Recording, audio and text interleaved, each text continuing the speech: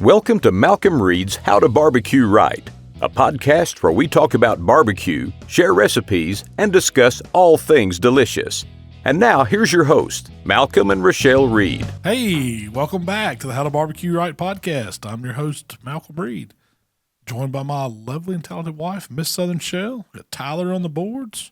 Shell, it's raining outside. How are you doing today? I'm good. Do you Is know the rain messing with your hair or anything? the rain works with my hair? Hey, I got me a fresh cut yesterday. I know. Good. Got the beard trimmed up. See, I thought you were going no shave to November. I was going to do it. November. I was going to do all hunting season. I was just going to let it see how wild I would get, but it got wild in like a month, and I was like, I'm tired of this. She did a good job. Yeah. Shout out to the Miss Jody at the Man Cave in Olive Branch. If y'all ever need a good haircut in your Olive Branch area, go see Jody. That wasn't even a paid thing. I pay her. I just thought it was funny. Today is National Podcast Day. Is it really? Yeah, that's what Katie told I didn't me. know that. National Podcast Day. Well, we're sitting here podcasting, Yeah. so that's a good What else thing. to do? What else is there to do? Actually, this one won't be live till tomorrow, so Yeah, well, we're recording it on National Podcast Day anyway. We have to get ours in on Thursday when we can because Friday, you know what, deer season opens tomorrow. But it's pouring down rain, so I don't know if I'm going to go or not.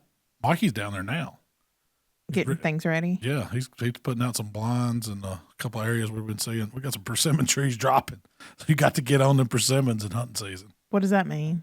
Persimmon tree. You know what a wild persimmon tree is? It's I may like not know what a wild persimmon tree is, but deer. It's like deer crack. Really? Like you don't have to there is no, it's don't God's have to way of bait 'em. baiting. you back, It's God's you way of crawfished baiting. out of that Yeah, statement. yeah. It's God's way of baiting. Mississippi, we can't throw out any bait anymore, so we got to hunt the natural resources. And I found, so I don't know, there's been several persimmon trees on the property, but this year it's been a bumper crop for persimmons. I've found we've probably found a dozen more big persimmon trees. What is a We found persimmon? a ton of musky. Is it kind of like a muscadine? No, pear? it's got the seed in it and like a stone fruit. I don't know if it's a stone fruit, but it's kind of it's some type of. It's kind of. I've never tasted them, but they say they're real bitter, but they get sweeter as they ripen, and I don't know, it's kind of akin to a plum.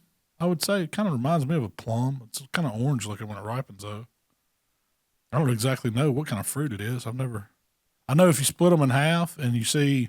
I don't know if it's spoons or knives or whatever the seeds look like when you cut them in half. It means you're going to have a bad winter.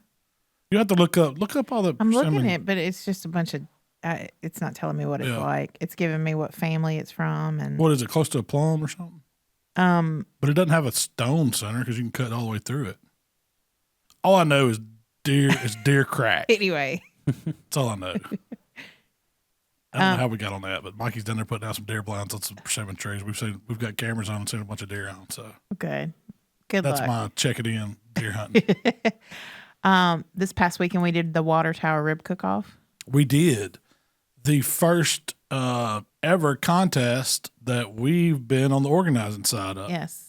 I've cooked that contest several times back in the day. It's always been a non-sanctioned contest here in Hernando, and it was mainly meant for local guys that want to come out. Yeah, and it's definitely a local contest. Yeah, bring their grills out. Amateur backyard local contest. Compete in a barbecue contest, basically. And when we started doing KCBS and cooking a lot more of those, there was always like Murfreesboro, 17th Street, Praise the Lord Barbecue is always that weekend. Yeah. And I've had to miss it this year. I had to miss it this year, but we used to, we would go to that, or there's some other contests that are always that weekend. There's several NBN contests that weekend. There's one, I think the pig picking, or one of the ones down the Delta was this past weekend too. So we've always been on the road.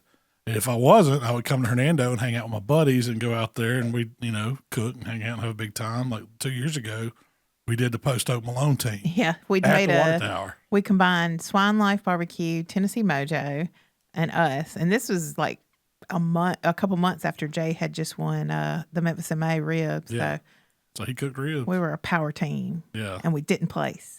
I don't even think we got a top three, did we? No. Y'all probably just had fun. Yeah. I won the top three I beer wasn't drinking cooking. contest that day. Did y'all even turn in anything? Yeah, I don't remember. I don't know. I don't think I turned in anything. Anyway, so we made a power team and we called it Post Oak Malone. Yeah, it was great. Yeah, we got Music the whole T-shirts time. made. That was a lot of fun. We were going to bring them back this year, but we decided to help. Yeah. So they tapped us to help, and we said, yeah. Yeah, and it was, you don't realize how much work goes into organizing a contest. It started months ago, and you did really good about kind of keeping a spreadsheet and keeping us on track of all the duties we had to do. Because we had to find judges. We had to find judges for every team. We had to get the team signed up. Had to secure the meat. Yeah. Had to do a judges training meeting. Mm-hmm. Had to do a cooks meeting. We did all this the week of, but we had to buy, I mean, just from everything you have to buy to make it happen.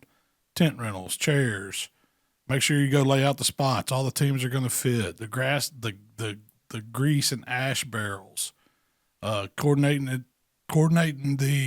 all the way down to the pencils that the judges used. Setting up. Yeah, pencils. You had to do plenty of beer. Somebody had to go get the donuts. Somebody had to make Bloody Marys. That was all stuff I did. I pretty much stayed in the judging area and made sure it was lined out. But no, it was great. It was really fun. It was fun. A lot of good. It was a lot of hard work. We had 30 judges, so we wanted to make sure that we had a judge for every team. That way we could run. Well, we ran 5 tables of 6 judges, and everybody got great scores on it. Like, so you knew you were going to get 6 even scores. Yeah. We kind of spread our judges out, and we provided them. We ran the table captains ourselves. Yeah.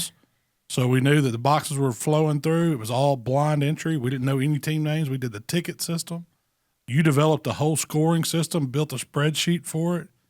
We had as the entries came in, we took them over to the tabulating counter, which was Miss Cheyenne running the program, and she would have a category scored just usually 5 minutes after we were done judging it. And that went for steak, wings, and kids, and ribs. Yeah. So we were ready to do awards within 30 minutes. We were.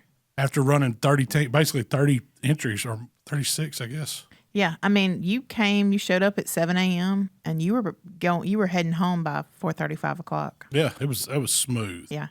That part was smooth. I mean, there were some hiccups along the way, things we we should have pulled the judging table back a little bit because there were just some. At one time, I noticed there were just some random people walking in there looking to see what we're doing. It's like, hey, what are these people doing, man? You can't be walking up in here. There's official judging going on. They're sitting down. I think they were just like saw the beer cooler, yeah. Free beer. We're going here and watch. I saw some people walk in and they just wanted to sit down and eat their nachos that were carried around for the something. Man, what surprised me was how many people. The weather was beautiful for one. Yeah. But how many people came out to the Water Tower Festival? And Tyler, y'all, you and Ireland went around and was doing a lot of social and taking pictures and stuff that day. You posted some of that stuff on the shop page, right? Yeah, we posted about 57 just of all the vendors, arts and crafts, people supporting. There were some pictures of the teams. I mean, it was a huge event. I mean, way bigger than I thought it was. Yeah, they had a car show. They had a kids zone. They had the wild animal rescue people there. Oh, yeah, they had owls and falcons. Oh, I know. The lady, walked over to the Malcom shop booth, and she just totally had a hawk, and we were like, what is happening? And I think she was actually, so I don't remember why she came over there, but it was just crazy. She had a hawk on her shoulder. There was a lady from there that actually judged for us. She came to the judges training, and she came back, and on Saturday, I think she was working that stand, and then, or their little info booth, and then she came over and judged, so.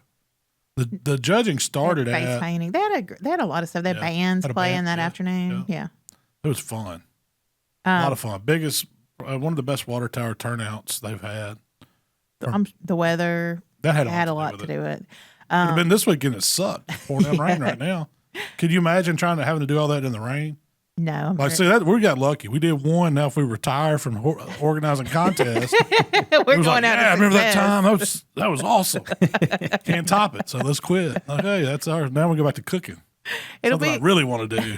It'll be like Memphis in May. You've got a different memory for every year. Yeah. Can you imagine? The time that it rained, the time that it got cold, the time that it was hot. That would suck. I wouldn't want it. I'd like it to be that perfect time, but that's it. That's it. Contest over. We did have one little hiccup during judging. We realized right before judging started that we did not print enough judging score sheet. You panicked. We completely panicked.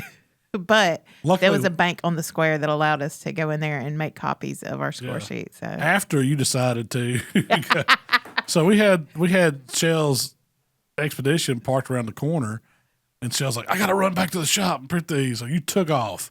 And we had it like in a regular parking spot, angle parking spot. I don't had the see a curb problem stop. with this. Had a curb, pretty good drop off on the curb. Then it had one of these big concrete curb stops. And so that's, normally so your vehicle, you pull up, if your tires bump on it, you've gone far enough. Shell just goes over it. There wasn't a lot of options. There was no, hey guys, y'all, I'm gonna back out of here. Let's open that barrier and drive around. No, you were full blown panic, aren't you? To top it off, Tyler, when I found out, I come back over there and the car's like completely parked the opposite direction it was. And so not only did you go, I said, Shell, I understand the heat of the moment. You had to get out of this parking spot. But did you have to come back over the curb and then the curb stop? I'm sure there's no telling what it did to the undercarriage of the car. It did not do anything to the undercarriage. Have you noticed of the any car. funny rattlings or anything lately? I paid very close attention when I was pulling over it. Nothing scraped. I wish I had sent Ireland. I wish down we'd there. had that on film. That would have been hilarious. Shell tearing ass over this curb stop right there to go print some more scorecards. It wasn't that bad. I don't see the problem in driving over. So I just tore off one of the rails and then busted a hole in the water, an oil filter or whatever. That's good. Cars are utilitarian. If you tear them up, you just get you another one, right? They're not They're meant a to be tank. like. They're not meant to be like showy. But we realized that problem before the kids judge it, Yeah, so it didn't yeah. really phase it. Yeah. You made it happen. I think Mikey made that one happen. Mikey did. Yeah. But awards went good. We went through them pretty quick. I hate long, boring awards. Oh yeah. So I love the ticket awards though, yeah, where you don't know, like you go up there with the list and all you've got is numbers and places. yeah. You have no idea who's won anything. When you call them out, you see. And ours were spread out really good. I think there was There was one person that the pit crew. They won second place in steak and First first place place in wings. win Yeah. wings. And so the rest of it was all spread out. So that means there were, 8 different teams that got called out Yeah. of the 9 categories. That's pretty good. Yeah, that's I a think so, good. too. To me, that shows the scores are spread out good. Everybody had a fair chance. Yeah. Next year, I would like to see a grand champion, and I don't know why we didn't think about it. Because we were thinking it was a rib shootout, and the other 2 contests were kind of ancillary. Yeah. Next year, I want the 'Cause the steak, ribs the paid wings, the ribs to be all the same, pay out the same. A grand champion, you can do a grand champion from all of it. I think that would be Like even better. You can get more people want to cook it. a cumulative. Yeah, Grand yeah. You champion. take your 3 totals and total how you did across all 3, and you're the grand. It's kind of like KCBS does. Yeah. That way, it would mean the ribs, the wings, and the steak, and they'd be just as important as the ribs. Yeah, because there was 2 teams that missed turn in on wings. I hated that too. Yeah. We were. I won't say we were lenient because we had to stick by rules, but if you were 5 minutes late on the turn-in window, you can't get scored. Yeah, you were just If we see you standing in line, or we see, hey man, there comes a guy in the box, he's cutting it close. That's one thing. But if you're 5, 10, 15, one of the guys was 15 minutes late. We were like already getting ready to start rib judging. Yeah. Here's my wings. Like, man, them scores have been calculated. But those 2 That teams, happens. I understand. I mean, miss a turn in. I've done it one time at the Jack. Oh yeah, yeah. I was going to say I don't We think we did ever it. have. We did it with sauce at the Jack. Yeah, which And- doesn't count. I mean, it doesn't count towards a grand champion. Yeah. Jack. That was a good one So- though, because we missed it by a full hour. It's like, I think sauce has already been turned in, or we didn't know. I don't know how we didn't know. Probably because of drinking too much Jack Daniels. But Mark Lambert was cooking with us that year, and he was going to run the boxes. And he eased up there with that sauce cup, and I guess he noticed people were turning in boxes instead of sauce cups. And he said, has sauce already been turned in? He just kind of had it behind his back. He said, oh, okay, thank you. Just brought that on back to the trailer. But we missed that. We knew we were dead ass last in that one.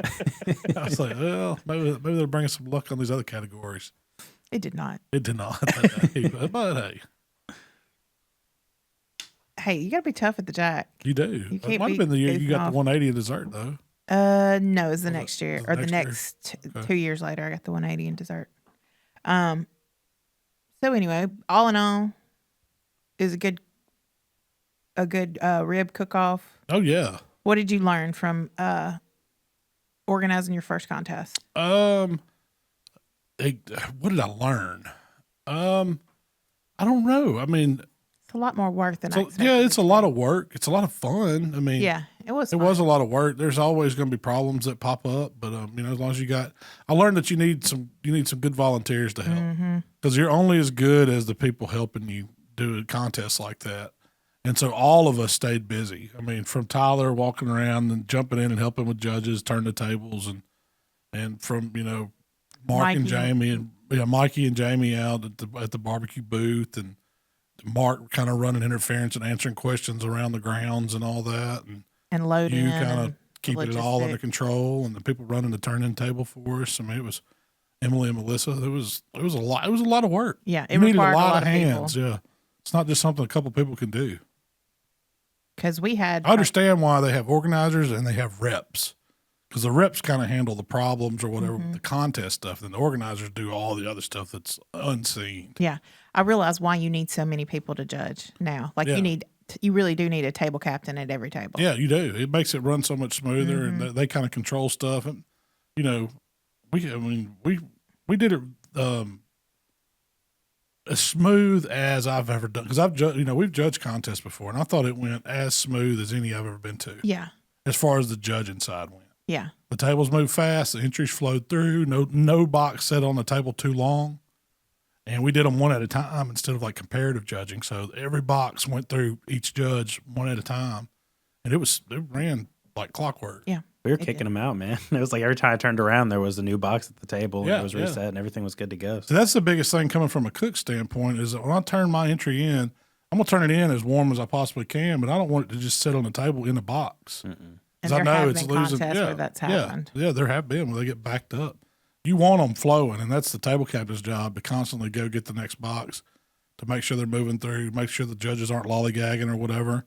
I mean, you want them to give a fair shake and make sure all your scores are getting marked, you know. And that's kind of what I did on the table I ran. I didn't look at each individual score. I just kind of would make sure my cards were properly filled out. Yeah. They weren't sitting there long. If a judge needed something, you know, we kind of got them, reset everything, got them a new scorecard, all that good stuff that goes with making it run smooth. And as long as you got some people that can do that, you can turn out some entries. Yeah. And then you got to have a good score enter. Like you got to have somebody that can put all that stuff in. Somebody that is focused and really good with numbers, like Cheyenne. Yeah. But yeah, I would say I learned that it takes a lot more people than I expected it to. Yeah. That's the biggest takeaway. You need help. And I also learned that if we do it again next year, I want to keep it improve on what we have, but not really. Not make it too big. Oh, can you imagine doing a monster one? Say if you were trying to organize. Like 151. Yeah, like Memphis in May or the Royal or one of those monster ones. Gosh, I can't take the people it would take to do that. I want to keep it about 30, 40 people. That's local ideal, backyard. I know why I like 30-team contests. 30-team contests are ideal. I think so too. They've always seemed to run smooth and quick and stuff. It's a good balance of tables. I don't think we had like a table of death or anything. I mean, they were all equally spread out, just looking at the scores. I think there was only one low score that I remember seeing after looking back through the scores, and it was just obvious, across that table that was not a good entry. Yeah. But in the backyard, you're going to see that. You're going to see some really good stuff. We had one perfect score. In ribs, yeah. So that would have been the grand champion this year then, probably. The deal with the grand champion is you would take your rib score, your wing score, and your steak score and combine it and get who had the best overall. I gotcha.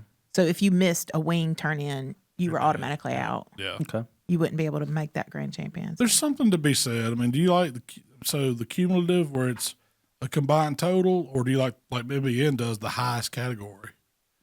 So, I mean, they just say that. So, like, basically, you don't have to cook steak and wings if you wanted to. Yeah. The shot at winning the grand with the rib. That's different though, because it's all comparative judging, and it's just a different form of judging. I like the cumulative. I would rather have the cumulative because I feel like if you get a first place ribs and the grand champion, you would get a first place something and the grand champion if that was the case. cumulative, you kind of open it up for someone else. You know, Yeah, they could have gotten third place in every category. Fourth, yeah, 3/4, and maybe that was the high score of the day. Yeah. So I do like that. So you open it up, and it makes it more of a team sport too, because a lot of times you'll have somebody doing wings, somebody doing steak, somebody doing ribs. It's not one man trying to do it all or whatever. Yeah, I like that aspect of it because it makes it more communal, more team. You know. So today on our main topic, I wanted to talk to you about the rules of cooking barbecue. And are there rules? Are there set in stone rules? And I think so. I made a list of like the rule number 1: don't use lighter fluid. That was on here. Unless I have seen you use lighter fluid. Unless you don't have any other option that didn't burn off the lighter fluid. So it's not a rule. Is it a rule? No, it's not a rule. It's kind of I don't know of any rules. I mean, I guess we'll talk about it. Do you have some? Have you got some rules that you've made up? Yeah. I feel like you boys, y'all might have a rule, but then you'll break that rule a lot. One of my main rules is try to stay sanitary, meaning don't put raw meat on a cutting board that you know you're going to be using for prepared, cooked meat. Yeah. I have watch contamination with, chicken, that's just a good example. I have raw meat. Chicken touches something, you better sanitize everything. Use gloves as often as you can to keep, things clean. One of my things was don't put raw meat on a wood cutting board. That's a good rule. But you can do it. I've seen people do it all the time. I wouldn't do it. But I don't like. But is a safe way to do it. Yeah. To me, it's just such a pain in my behind to. I don't know. I mean, even though you clean it and sanitize it, I've never seen that research on that. I would think that eventually, if you left some raw chicken on a wood cutting board, that it could get down. There's a possibility it could get down in the wood. And no matter if it's sealed properly. Yeah. If it's, I just wouldn't chance it. But I use raw chicken on plastic or throwaway. It's just it's so easy to clean a plastic. Don't wash chicken. I've seen people wash chicken. Don't ever wash chicken. You're contaminating everything around your sink when you do that. And you've got more of a risk of spreading bacteria washing poultry than you do just go ahead and take it out of the package and cook it. Now, if you want to wipe it off with paper towel, get the moisture off of it, that's fine. But you need to make sure you're cleaning that area up. All that's going in the garbage. You probably need to wear gloves. You just don't want to be chicken sick. That's the main thing. That's your number one. Yes, that's my number one. Don't get chicken sick myself, and don't get anybody else chicken sick. It's misery. The other day, I did rinse out a whole chicken because it had ice still in there, and I wanted to put it on the pit pretty quickly.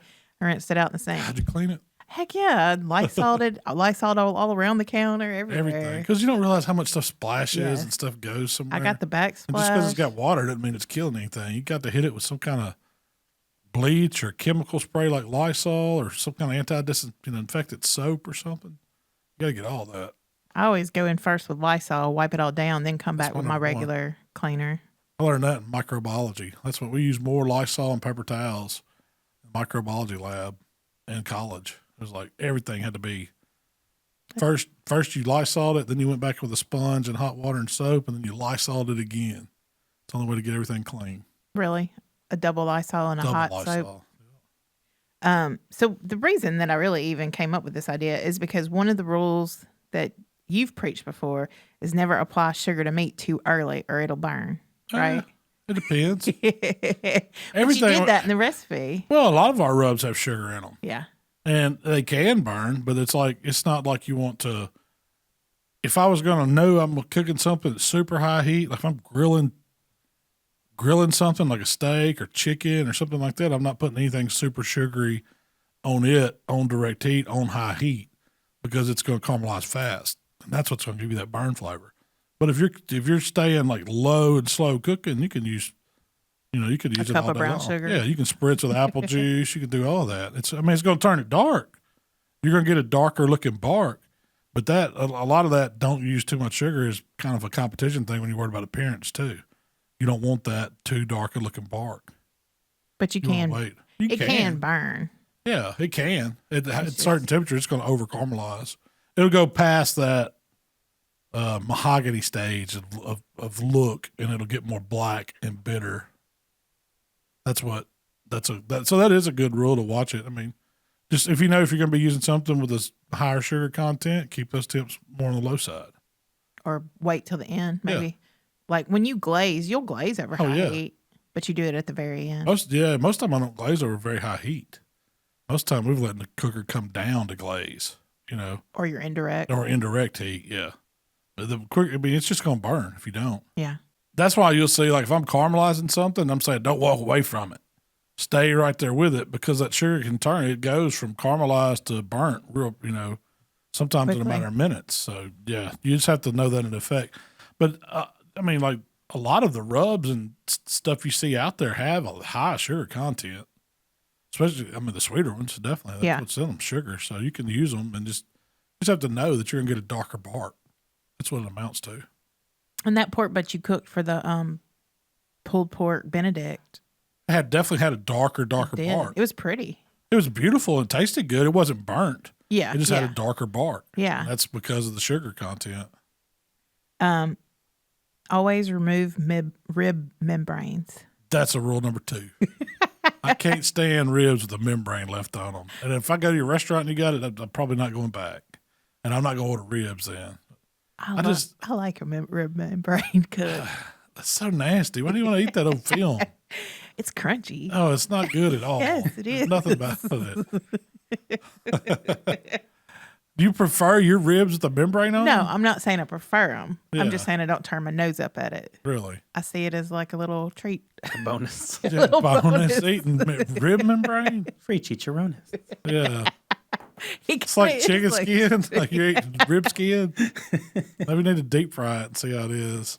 I can't stand it. It's like, it's not crispy at all. Mostly it's chewy and you can't even chew it up. You just spit it out when you get through chewing on it, or it's like my gum. Have you ever had it? You ever had rib membrane? Did y'all take it off at Uncle Bubba's? Do you remember? Sometimes. Most of the time not. Most of the time. A lot of restaurants don't. Just takes so much time. Yeah, it takes so much, and they're not going to buy them already membrane peeled because it costs more per pound. So a lot of times they'll run it on there. Or what you will see them do is they'll take a knife on the back and score it like 4 or 5 times, and it kind of makes it to where it cooks, it shrinks more. It's still there. It just shrinks up some where they've scored it. But yeah, take the membrane off your ribs. It's not hard. If I was cooking ribs for somebody, would you pull it off? Yeah, definitely. But not for yourself. Like, oh, these are my ribs. Leave that membrane on. I like them a little tough on the backside. Can't get any smoking seasoning on them. When you're at a restaurant, they don't put smoking seasoning on, or at least seasoning on the backside anyway, most of the time. They cut corners. Always let meat rest before cutting it. Absolutely. And I don't care if people have proven that's wrong or not. To me, I've done it enough times where I cut into something and all the juice runs out. You just let it calm down. It's so much better. I agree. And the bigger the cut, the longer you can rest it. But the one time I probably don't let something rest, like maybe a hamburger. If I've grilled up a hamburger, I'm not gonna let it sit there 5 to 7 minutes before I eat it. But a steak, I'm always gonna do it. Chicken, maybe not as much. Like a whole chicken, yeah, I'd definitely let it rest a little bit. But if I'm eating a chicken leg, I'll take it off the grill. I'm probably gonna eat that chicken leg. The juice gonna be running. You know what I mean? Yeah. But that's just that's another one of those good rules. It's when I cook those little pork tenderloins in the oven. Let them rest. I can tell a difference if I'm in a hurry and cut them immediately. Yeah. Or if I let them rest. I think so. There's been studies on it that say, oh, it's, you're wasting your time letting the steak rest. To me, I can tell a big difference than cutting right into it and all the juice on the plate versus sitting and let there and calm down. Now, there's still some juice that comes out when you sit and let there and calm down. Yeah. It's great for dipping, but it's not near as much. And it seems like the bites are juicier and tender. I agree. After I let it calm down, quit cooking. How long do you let it rest? The thinner the meat, the shorter the time. So like a decent size 1 pound, 16-ounce steak, it's about a quarter, inch and a quarter thick, something like that, like a ribeye. Yep. 5 minutes. That's about it. That's all it needs. 5 so it ain't 7 that minutes. big. Yeah. It's still carrying over at that time. It's still smoking hot. I just think it just calms it down, lets it relax a little bit. And it just got a better chew, better mouthfeel. I left a dot in pork tenderloins that I cooked. I think it was last night. For dinner, yeah. Yeah. And left that dot in while I sat there. It rose for another 15 minutes. Probably. How far did it go? I pulled 10 it degrees? at 138-ish, and it went up to 155. Dang, that's a big carryover. Yeah, it was Yeah. because I kept hitting it 5 minutes up, 5 minutes Yeah. up, on my dot. Yeah, just seeing what it would do. Not 5 minutes, 5 degrees up. Yeah, just to see what So it went up over 10 degrees. it did. It was rocking and rolling. It was 425 in there. Yeah. Y'all should do that on Out the Smoke. Test it. Test carryover and juice. That's a good one. See how much juice is like. If we cut, that is a good one. Hold on. Test the rest. We did a similar recipe. Yeah, that was with Tim. That went with juice. I want to say, is that juicier? Oh yeah. You cook a ribeye steak. Is it juicy as soon as you take it off? Cut it off the grill, or if it let it sit there and rest 10 minutes. See which one's juicier, or which one has more juice in the plate. Cutting right into it and letting it sit, like cutting it up, but don't eat it. Yeah. Cut it up and let it sit versus the one just sitting there, and then measure the amount of liquid. And then which one was, I guess you'd have to try some of the first one that you immediately cut to get the mouth, because they should, I don't know, it might make it tougher to cut it and let it sit there in the air. We're going to find out. That's It's a a good hard thing to Test quantify. the rest, Out the Smoke. So oil on a grate. Always. But after the fire's been lit, I've heard that you can't use aerosol on the grill after the fire is lit. When I Googled it, it said It's very dangerous too. I did it the other It's night. flammable. I mean, I do it all the time, but I skeet it. I don't just hammer down. You just go hosing it down. Chance you start to get a good fireball going. But if you get a little bit, we do it. For instance, cooking steaks at steak contest. We got our grill grates on there. We're getting them seasoned up. We're hitting them. I hit them a couple times with duck fat and let it cook down. I'll spray it again while it's still getting hot and cooking. It's kind of seasoning it, letting it. It's making a nonstick barrier because we're kind of re-seasoning that grate surface or whatever it is. That's the whole point in doing it. So stuff won't stick to it. So it's a good rule, but you don't necessarily follow it. Just the rule should be always oil your grates. That's How the you rule. decide to do that. Yeah. It's You need up to do you. it prior to cooking, before you put meat on, and at the end of cooking. That's when you do it. Why do you put it at the end of cooking? So it's nice and prep for the next time, and it promotes less rust from being on there, less build up from being on there, or whatever. Because that heat that's left over is going to kind of cook it down a little bit, help that nonstick surface develop. Well, what about this? So there's some people that say, have you ever heard people say that they do not clean their pits because you're removing that's flavor? Yeah, but them are nasty people. I get what they're saying.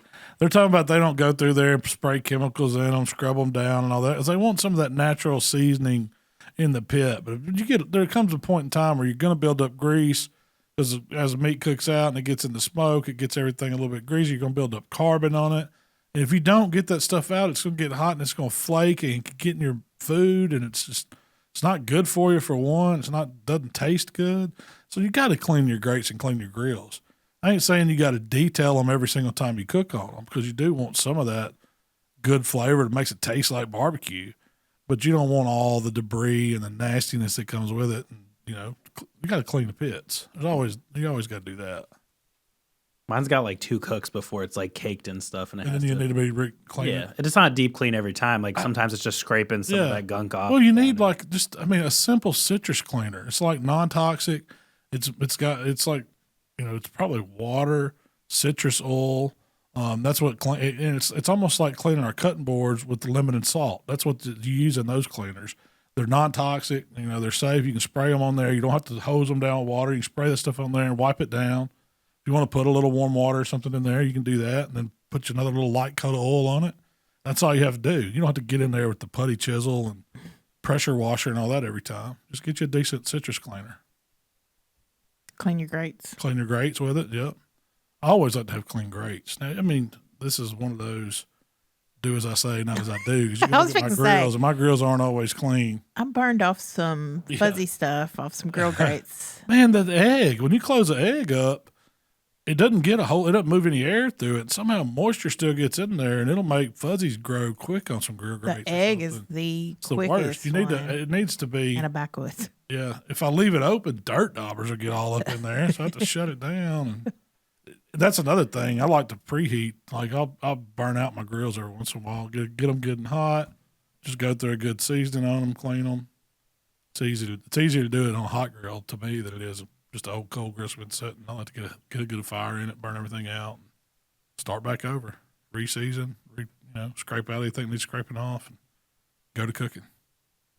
Does it matter? Tell you what I want. Okay. You're getting away from this. This is back to cleaning grates. Okay. Have y'all seen? I know you've probably seen some of these TikToks, Tyler, where it's like a rod with a little fork on it. It sticks in an onion because onion's really a great grill cleaner. And they use them on expanded metal grates, use them on bar grates, but I need me one of those. It's an onion holder. Onion. For cleaning grills. Great. I don't even know what you call them. You see them a lot of like Latin American, Mexican style cooking. Those guys will be using them when they're cooking them on their grills.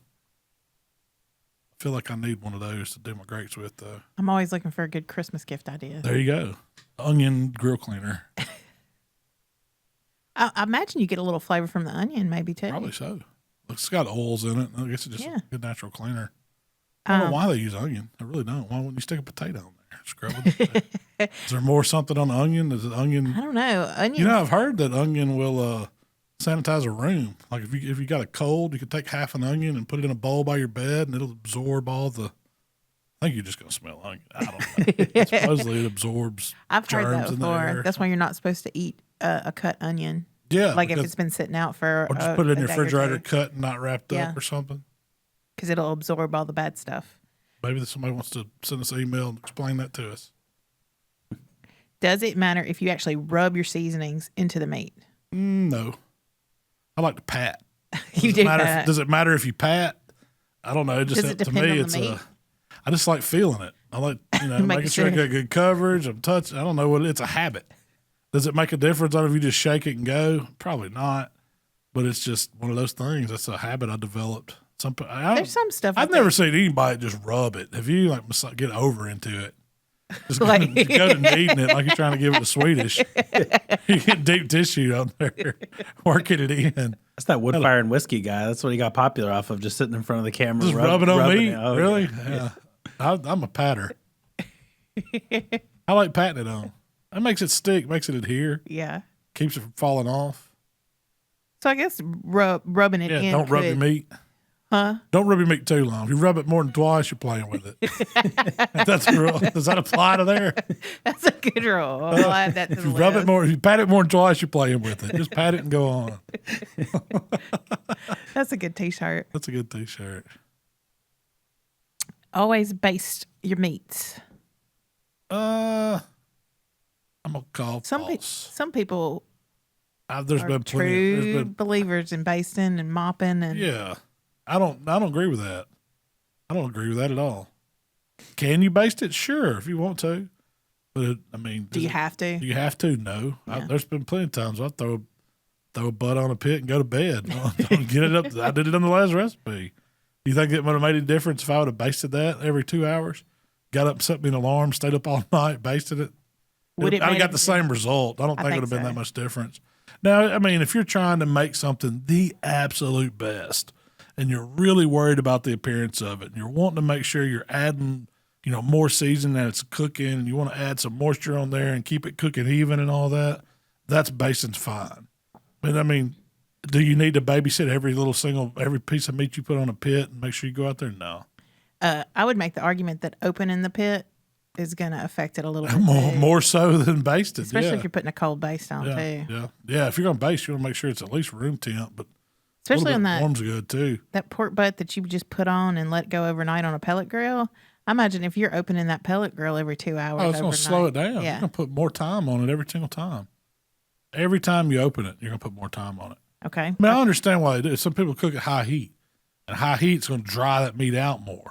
And so you need to put some more moisture on there. So there's times when basting is really important. A lot of times basting, like say if you're grilling, got a bunch of chicken going and you want to, get some more flavors on it. You've got different flavors in your baste or whatever you're mopping with. That's a great time to do it. So it adds flavor too in some instances. Yeah, and I think ribs. But always, there's no always. That's what I'm figuring out. What is always? Yeah. What is always? What is a rule that you always have to do? Low and slow is the only way to cook barbecue. That's false. Low and slow. It's a great way, but is it? Some people have that theory. Is it the only way? No. Is it the best way? Probably yes. No, but also yes. I like saying that. No, but also yes. Because I think that the longer you keep a bigger piece of meat in some heat to where the fat can really render, you're not pushing it through the change like you do with high heat cooking, that it just turns out juicier. It turns out better. You're not denaturing it as fast. You're giving everything time to kind of break down at a slower rate inside the smoke. So it's juicier, it's tender, it tastes better. Now, can you get it done hot and fast and turn out some good stuff? Yeah. But I think you could really tell a difference in texture. I would be willing to guess, and I do not know this for a fact, but I'd be willing to guess that the top 10 KCBS cookers right now have cooked all their meat hot and fast. Oh, yeah, I bet so too. So nobody that's on the top 10. The deal is with that is. In the end, it's a different story. The deal is with that is you're not putting in a ton of meat off these big cuts. They've got briskets cut down to where they're steak size. They've got butts trimmed down so far, and they're only putting a little bit in there and cooking. They're cooking key muscles. If you had to showcase a whole cut of meat like that, say if you had a whole pork butt and you got a judge the judge is sitting right there in front of you, and they get to pull anything they want off that pork butt. Do you think that hot and fast butt's going to be as good as a low and slow one, no. or a brisket? That they're that one. Brisket, you trim it down that small. I mean, it's one thing. There is a big difference between that hot and fast brisket and a low and slow brisket. Once you eject it up, you do all this stuff to it, though, and you tenderize it and do everything they do.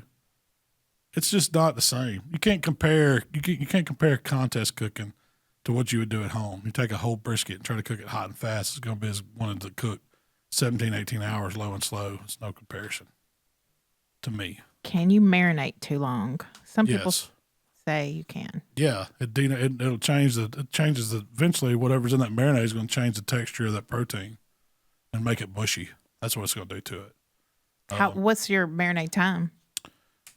It depends on the size of the meat. Thinner, smaller cuts don't need near as long. Larger cuts need way longer.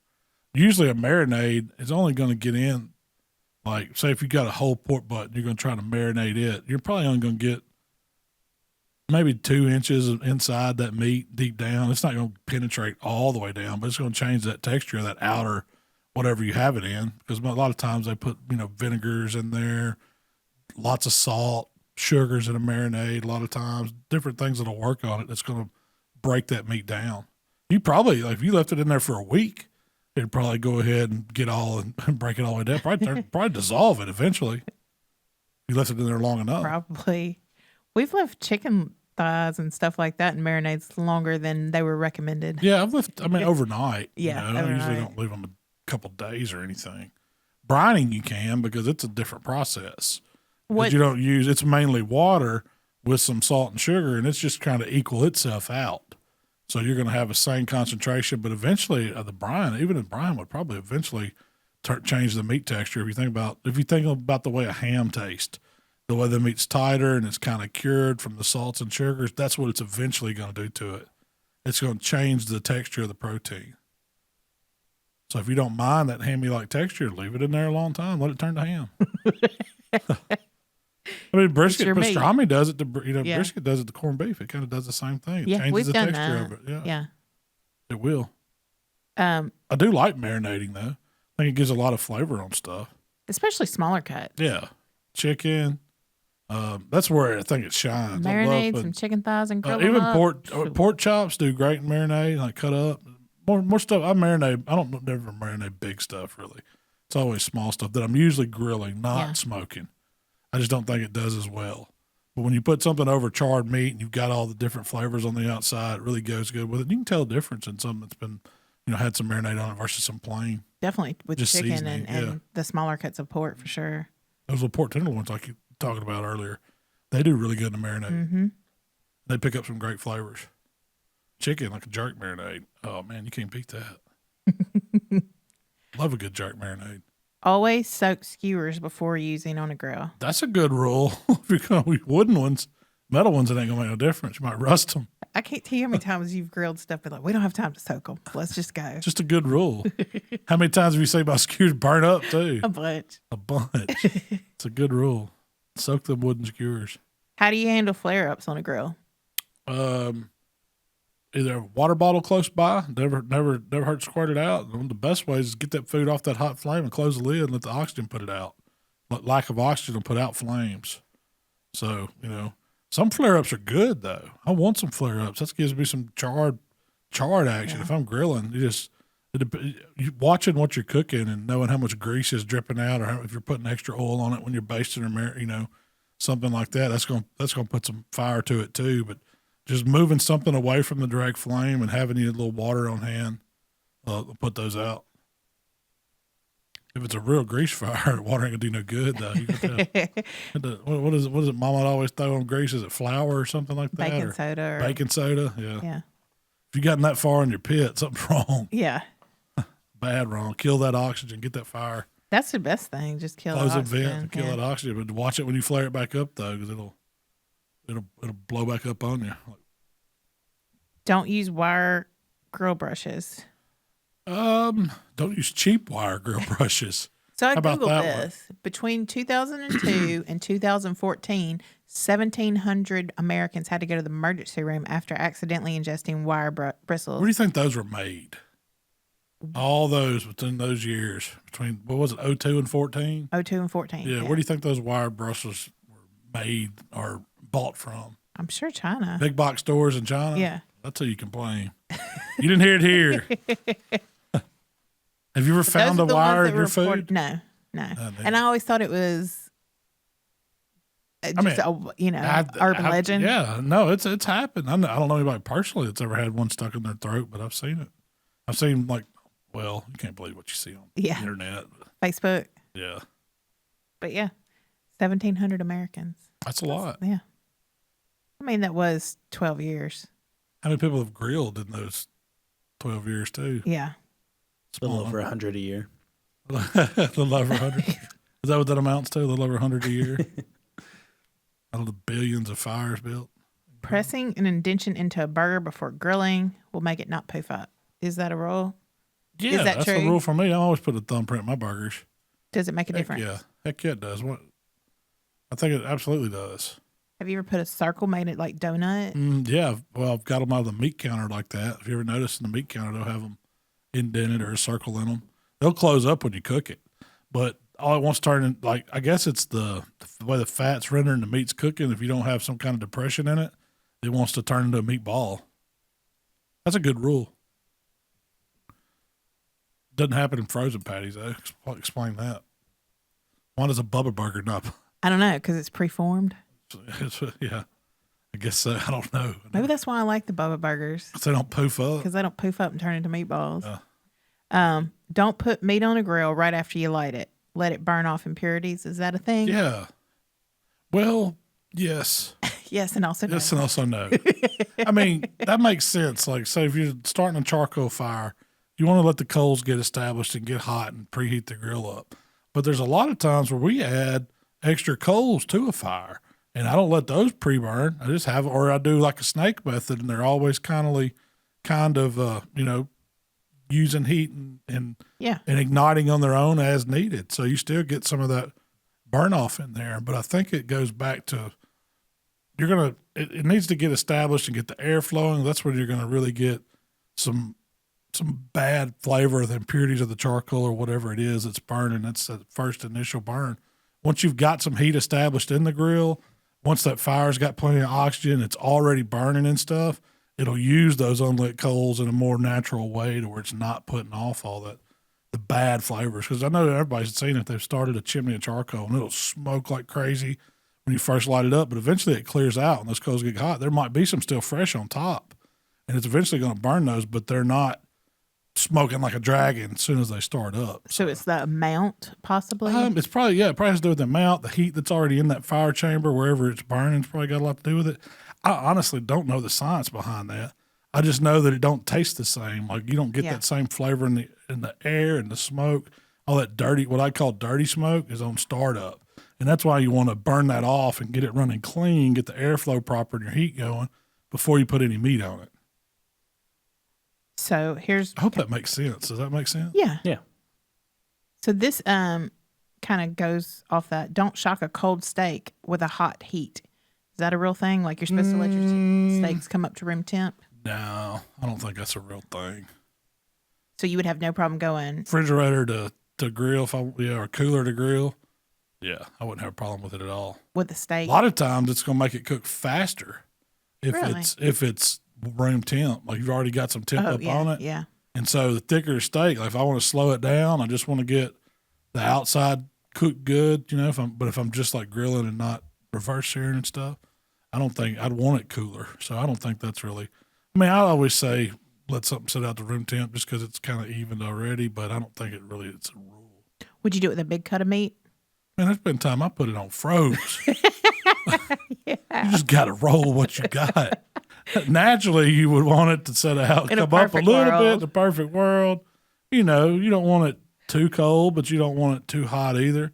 You want it in that safe zone, not too, I'd like it to be about 45-ish, I guess, 43-ish internal when I put it on. I don't want it 70, I don't know how much bacteria's been growing when it's up that high. But could you tell a difference between something you put on frozen? No, not in the instance where we were doing it. Because we're pulling it all and serving pulling it it. on, serving it anyway. Yeah. Sometimes you got to load and go. Things didn't thaw out like you wanted. You pull the turkey necks out later. Chiplet bag it all. You just get the wrapper off of it, put it on. It's going to defrost. Smoker's got a defrost cycle. You didn't know that? It'll eventually thaw out on there. Or you can take it off, then you can reseason it, get it up to temp, get it to where you can work it. It happens. Do what you got to do. Do what you got to do. Hey, half of barbecue is just figuring it out. That's rule number one. Figure it out. Yeah. Use your Learn common from your sense. mistakes. Yeah, it takes a lot of common sense to barbecue. Because there's so many factors that rely on other factors. A lot of gray area. There's Yeah. no black and white. That's what's great about it. That's the It's not bacon. Yeah. Bacon is not. You don't bake by feel. You bake by precise measurements, times, and it's barbecue. scientific. Yeah. Barbecue is not. And then when you try to make it that way, that's when it makes it not fun. Yeah. But the guys that overanalyze it and do all that, I don't think they're having a good time. You could Unless that's what they like. Maybe they got some tism and that's what they like. You might take that out, Tyler. That might have been terrible. I don't know. Some people like that. Some people might get off on, getting all scientific about it. Yeah, some people are very structured. Yeah. So have you ever heard that don't season steaks before they cook? To wait till after they cook? Have you heard that before? I've heard some people say, yeah, but only use salt. Only use salt. That's a purist. And hey, man, if that floats your boat, you go to salt them at the end and just cook that meat. I like to eat mine my way. The TikTok peanut gallery talking. Heck usually. yeah. And I heavily season. I like it seasoned. I do too. I like everything seasoned. I like my women well seasoned. Have you so this was like something that I feel like everybody knows this, but there was a debate on it. Does bone-in meat have more flavor than bone-out meat when you cook it? I think so. I think definitely. Have you ever eaten meat around a bone? It's delicious. It's the best It really thing. is. It cooks out all that goodness that's in that bone, doesn't it? I know the bone helps it, retain heat and radiate heat, and so it'll help stuff cook faster a lot of times. A steak on a bone or something like that, because once you get that bone hot, it's going to cook pretty quick on, all around it. So you think if you cooked like a fillet and a strip separately and then cooked a porterhouse, that the porterhouse might cook faster if they're the same weights? Not necessarily there. That's a good question. I see what Tyler. you're asking. I see what you're saying. Does that? I would think you could cook them both individually faster, cut off. I think the bone just because you're talking about porterhouse, the big old steak. Yeah, It Takes it a little bit longer to get that bone up hot. Once you do, it's going to radiate more heat and it can cook stuff over. yeah. And that's basically that. But as it's carrying over, it's still Yeah. basically radiating that heat. That's It's right. like it's when you going to put- carry over and radiate heat too. When you put that rotisserie through a rod through a piece of meat, The rod heats up. yep, Cooks you're not going to get that nice, pretty, medium rare prime rib if it's on a pit. Yeah. That makes sense. You're gonna That have makes sense to me. Big old hole in a brown spot. So does it taste better though? I'm gonna say yeah. I like the meat on a bone, and I don't know if I don't have anything to back that up other than I've ate a bunch of meat on bones. And it tastes good to me. Chicken wings. Yeah, chicken Prime wings. Do you example. like boneless wings, which is just cut up breast, or do you like chicken on a bone? Chicken wing tastes way better than chicken breast, don't it? They're like chicken nuggets. Like I don't know. I don't like boneless. I like my chicken breast on a bone. I prefer bone-in breast You because do. you get more flavor from that meat that's on the. I think you get more flavor on it. Ugh. You don't like chicken breast? I mean, they're just bland, especially. What do you think boneless, skinless thighs? Do you like that thigh better on a bone, or do you like it's juicier on the bone? Instead Yeah. of cut off. Yeah, it's juicier on a bone. You know, That's when we turn it in KSBS on a bone. I've tried it boneless. It does not do well. It dries out a little more too. The bone helps hold in moisture. You're not damaging the meat as much cutting it off the bone as you would. So you're retaining those. Yeah. Let's just go with bone in tastes better. I agree. One more. I read somewhere that how to figure out whether you cook direct or indirect.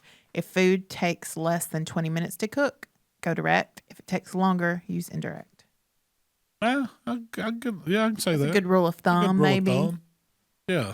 But is it, and that really to me goes by the size of what it is, like how big it is or how thick it is. Because I've seen you cook stuff indirect that most people would have cooked direct, like what? like a For reverse instance? sear Oh, steak yeah. or something. Yeah, I mean, You're just using different techniques. you can use different ones, but I think that's a good general rule of thumb. If it's going to take you longer than 20 minutes to cook it, it's probably going to be you're probably going to cook it indirect most of the time because you're going to burn the crap out of it if you got it direct to eat over 20 minutes. Yeah. I mean, think of something. What's something you would cook direct for 20 minutes over fire? That was, chicken thighs, but that don't even, you're not it's more like cooking 10. Yeah, you're not direct. Steak's about 10, 8 to Yeah, if 10. you're grilling something, yeah. That might need to say 10 minutes.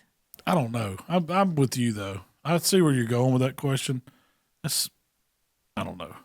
I kind of lost train of thought on that one. I know, like we used to do 30-ounce porterhouses at Longhorn, and they would take a long time to come up to temp, depending on how you were cooking it. Yeah, but would they cook them like off heat, so kind of indirect, and then they put them over there and sear them at the end, or Yeah, it might have been on the cool. It's usually they would sear them first and then move them over and let them come up? it really would depend on how busy we were and how full the grill was, Yeah. But for the most part, I would say it was cooked on the cold side of the grill and then or the cool Then brought side over and seared up. right Yeah, over the hot. But I guess it's all kind of over fire. Just yeah.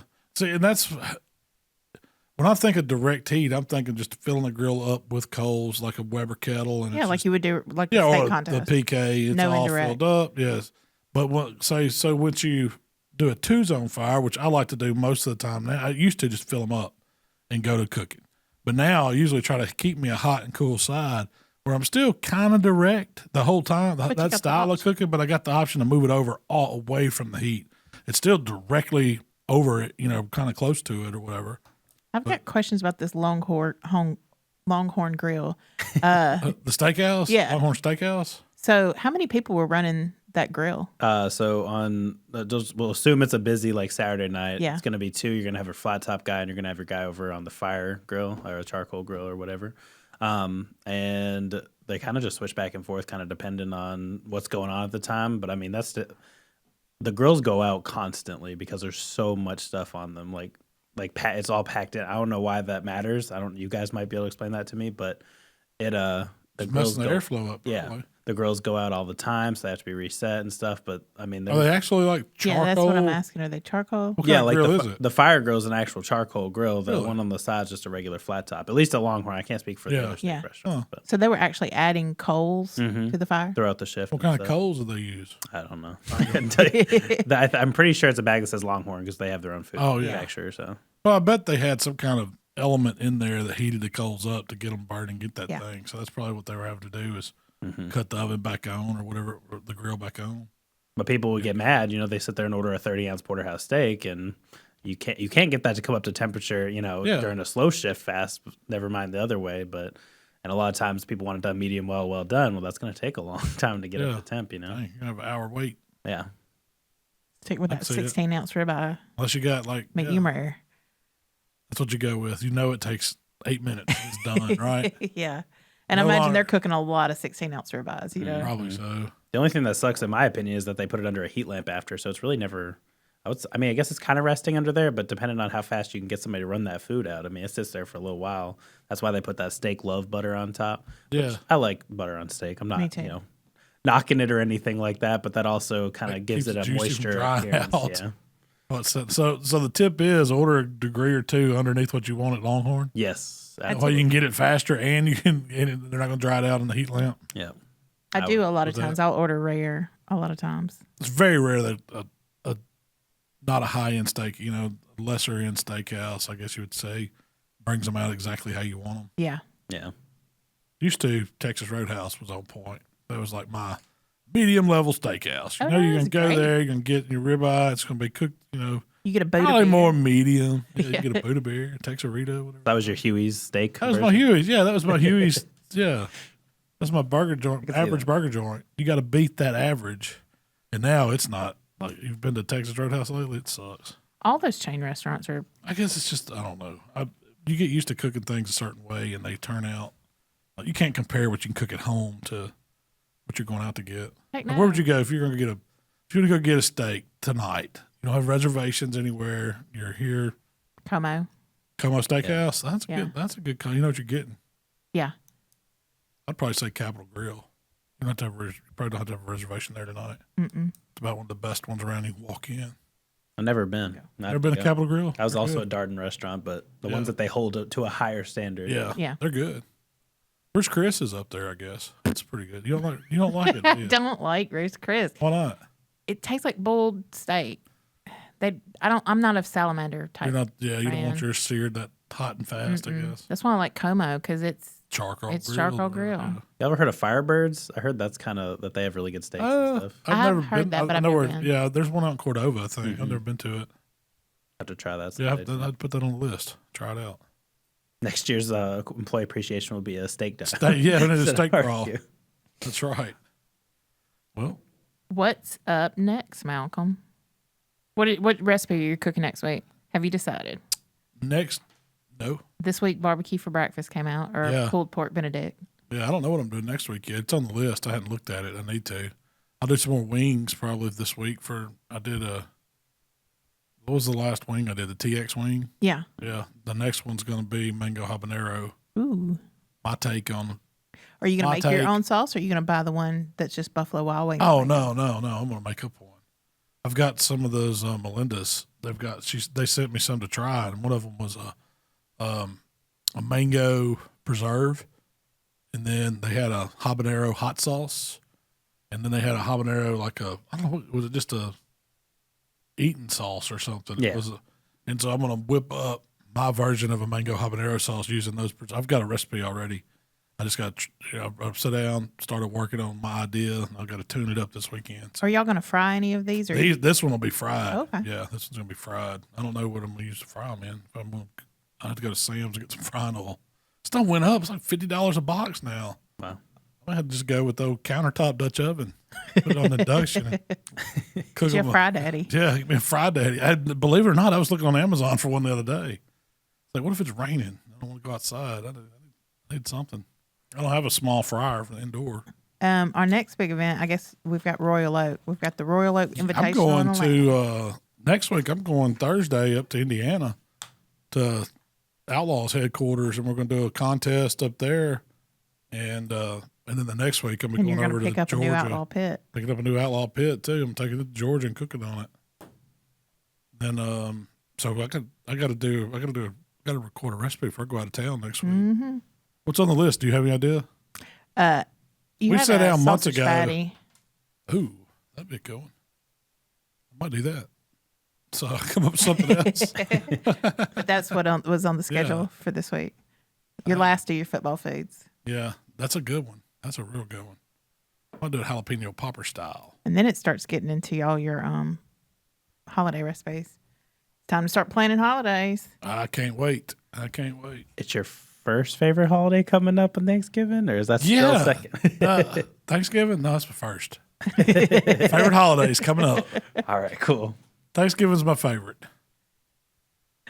Well, that's all I have today, Mel. That's it? Yep. Hey, well, tell them where they can find us, Shell. That's all I got. If you'd like to connect with Malcolm, it's HowToBBQRight on Facebook, Instagram, Twitter, TikTok, and of course YouTube. If you'd like to all of them. If you'd like to connect with me, it's Miss Southern Shell on Instagram and TikTok. And y'all make sure you check out the new TikTok recipes going live this week over on HowToBBQRight. And you can find me at TikTok_Tyler on Instagram or TikTok Tyler on Twitter. And get the app. Get the app, absolutely. Don't ever forget about the app. All of Malcolm's favorite recipes all in one place for you to find. On your Android or Apple device, right? Yes, sir. And it's free. All right. Well, hey, it was fun hanging out with y'all today. We will be back next week with more fun stuff to talk about. We'll see y'all next time.